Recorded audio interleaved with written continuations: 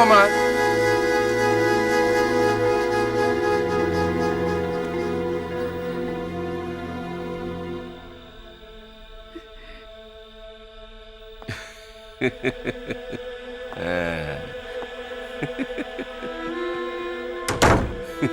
குளிரும்.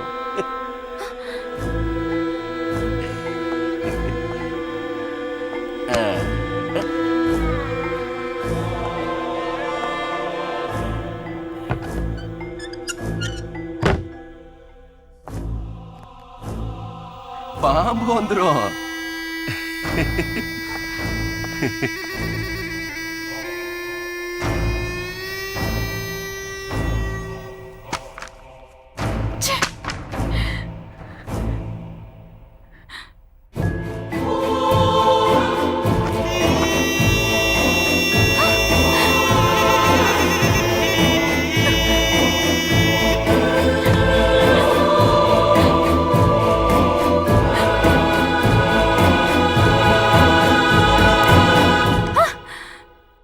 பயப்படாதம்மா, நாளைக்கு சர்ச்சுக்கு போகணும்னு சொன்னீல்ல, இந்த ட்ரெஸ்ஸோட போனா நல்லா இருக்காது. இது என் பொண்ணுக்காக வாங்கி வச்சிருந்த ட்ரெஸ். நாளைக்கு சர்ச்சுக்கு போகும்போது போட்டு வா. உனக்காகத்தான் இந்த பெட்ரூமை ரெடி பண்ணி வச்சிருக்க. நிம்மதியா போய் தூங்கு. இந்த வாங்கிக்க.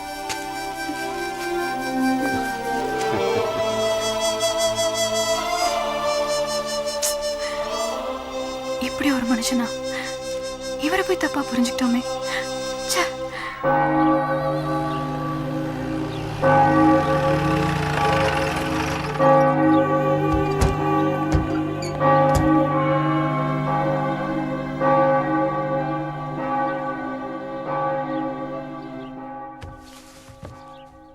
தம்பி, நான் உங்கள் சர்ச்சில் பார்த்தது இல்லையே, இன்னைக்கு வந்துக்கிறீங்க அதிசயமா? இல்லை சார், எல்லா ஃப்ரெண்ட்ஷிப் ஒரு காதலை சேர்த்து வைக்கும். ஆனால் என் காதல் ஒரு ஃப்ரெண்ட்ஷிப்பே அழிச்சிருச்சு. அந்த ஃப்ரெண்ட்ஷிப்பை சேர்த்து வைக்க நானும் எவ்வளவோ ட்ரை பண்ணேன், ஆனால் முடியல. அதான் கர்த்தர்கிட்ட வந்திருக்கேன். Good morning father. Good morning inspector. நான் ஃபோனில் சொல்லியிருந்தேனே, அது இந்த பொண்ணு தான் ஃபாதர். ரொம்ப சந்தோஷம் மை சைல்டு. எல்லாருமே கன்னியாஸ்திரி ஆயிட முடியாது. அதுக்கு சில தகுதிகள், விதிமுறைகள்லாம் இருக்கு. நீங்க மேலே போய் ஃபாதர் டேவிட்டை பாருங்க, அவர் உங்களுக்கு எல்லா டீட்டெயில்ஸும் சொல்லுவார். நீ மேலே போமா. ரொம்ப நன்றி சார். அட பரவாயில்ல, இருக்கட்டும்மா.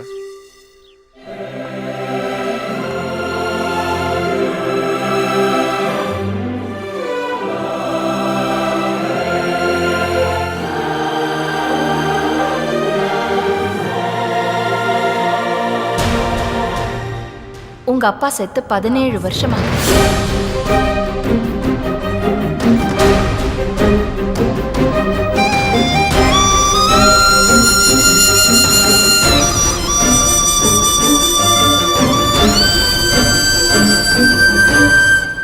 நீங்க வெங்கடாச்சலம் தானே?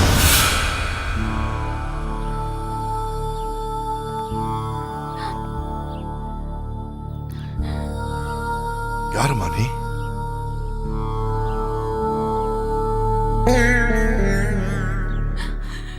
உயிரோட இருக்கிற உங்களை செத்து போயிட்டதா அம்மா சொன்னாங்கப்பா. அம்மா ரொம்ப ரொம்ப கெட்டவங்கப்பா. வயசு பொண்ணுன்னா வீட்டுல இருக்கும் போது அம்மா வயசுக்கு ஏத்த மாதிரி நடந்துக்க மாட்டேங்கிறாங்கப்பா. அவங்களுக்கு ஆம்பளைங்களோட பழகிறத விட ஆம்பளை பசங்களோட பழகிறதாப்பா பிடிச்சிருக்கு. அம்மாவை பத்தி தப்பா சொல்லாத.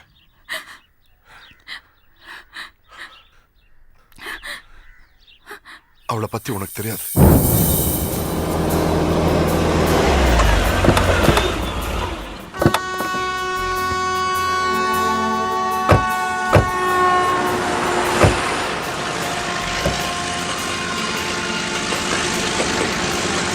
என்னடா நீ லவ் பண்ற பொண்ணை காட்டுறேன்னு சொல்லிட்டு எங்களை கூட்டு வந்து ரயில்வே ட்ராக் பக்கத்துல நிறுத்தி வச்சிருக்கிற?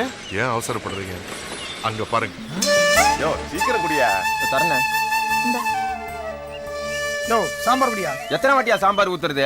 ஏற்கனவே பாக்கி வேற ஏகப்பட்டது இருக்கு. ஏய், நம்ம கடையில சாப்பிடுறவங்களுக்கு வயிறு நிறைஞ்சா மட்டும் போதாது, மனசும் நிறையணும். இப்படியே நம்ம கடை போயிட்டு இருந்துச்சுன்னா நம்ம கடை உருப்பிட்ட மாதிரி தான். நான் இந்த கடையை நடத்துறது வீடு வாசல் வாங்குறதுக்காக இல்ல, மானத்தோட வாழறதுக்காக. ஊத்து. சரிக்கா.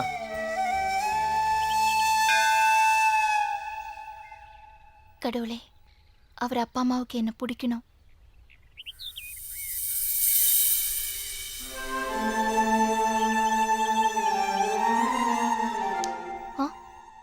என்ன வேண்டிக்கிட்ட? உங்க அப்பா அம்மா நம்ம காதலுக்கு எதிர்ப்பு தெரிவிக்க கூடாதுன்னு வேண்டிக்கிட்டேன். என்னாச்சு? அது அது உங்க அப்பா அம்மாவை கூட்டிட்டு வந்து என்ன காட்டுனீங்களா? காட்டினேன். ஆனா அது எப்படி சொல்றதுன்னு புரியல. புரியுது. என்ன இருந்தாலும் நான் ஒரு சாதாரண தள்ளுவண்டிக்காரி தானே.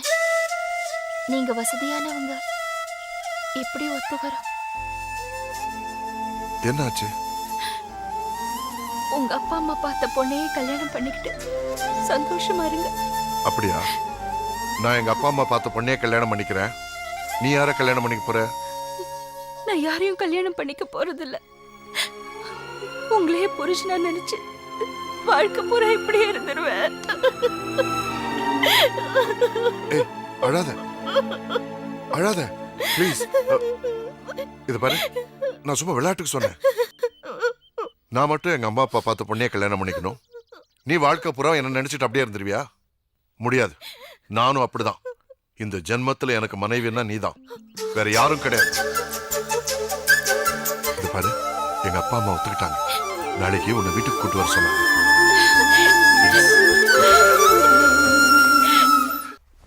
வா,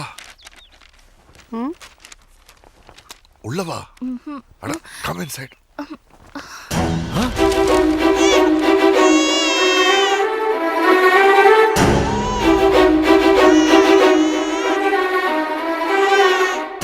என்னங்க இது?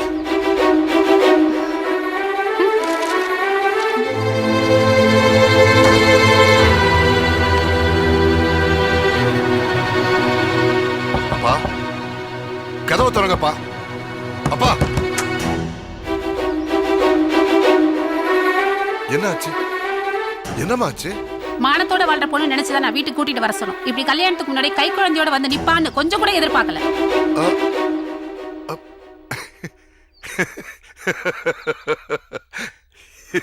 இதுக்கு தான் நீங்க 2 பேரும் கோச்சிட்டு போய் கதவு முன்னீங்களா? என்ன நடந்தது தெரியுமா?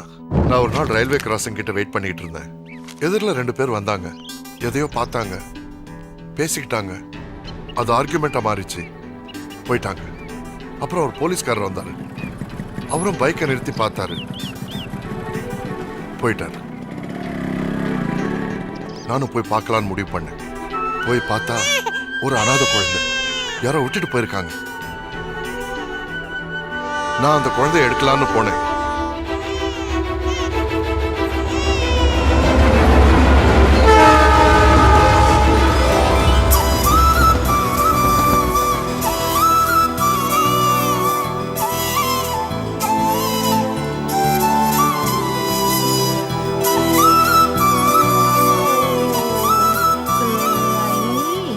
சரி சரி சரி. யார் பெத்த பிள்ளையோ அவ நல்லா இருப்பாளா? ஆ ஆ ஆ ஆ.